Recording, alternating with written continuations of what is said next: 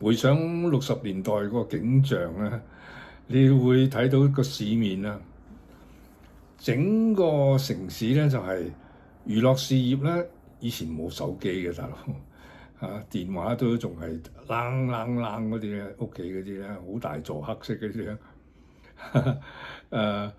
同埋咧淨係睇雜誌啦，八卦雜誌啊、新聞啊、報紙啊，報紙攤咧，日日都即係有人買報紙，好多份報紙嘅，即係一睇即係新聞娛樂，全部係睇呢啲嘅，係冇即係個資訊咧係比較慢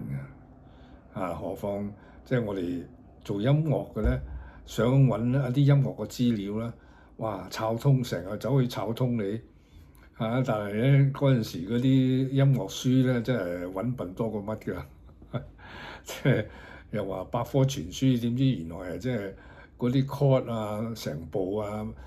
部即係列晒喺度啊，邊個 chord 係屬於乜嘢啊咁，哇！即係手冊嚟嘅，都唔係教你音樂嘅嘢。但係冇法子啦，因為始終都係西方社會嘅文化流行曲。咁我哋中國人咧，本地嘅製作咧，最出色嘅就係一水隔天涯啦，當年咧就韋秀嫻唱于倫先生嘅作品，呢首歌咧，即係差唔多係粵語流行曲嘅鼻祖因為適逢60年代粵語殘片開始式微咯啲人咧就開始聽本地嘅，本地嘅流行曲又未出位喎，即係尤其是係粵語歌係未上得大台嘅嗰陣時，初啦，即係一水隔天涯真係好爆㗎啦，配合嗰套戲添啦，仲係一水隔天涯好多人都提過呢隻歌㗎。60年代唯一嘅流行曲咧，呢隻算好出位㗎。咁市面咧就舞廳啦、夜總會啦、酒吧啦，仲加埋歌廳喎歌廳咧，各地東南亞嘅人就嚟到香港，即係嚟到香港掘金啊，因為多觀眾啊嘛。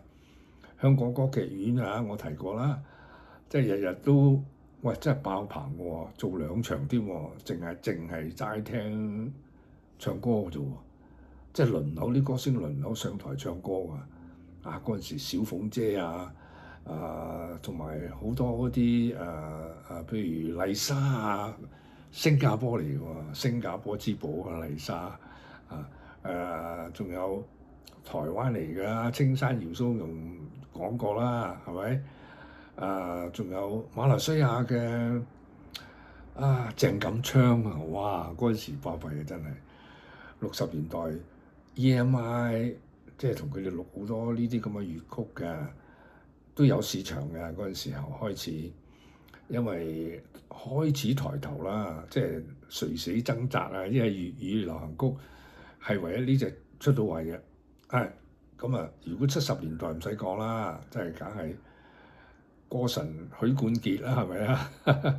嗰陣時真係巴閉下次再講。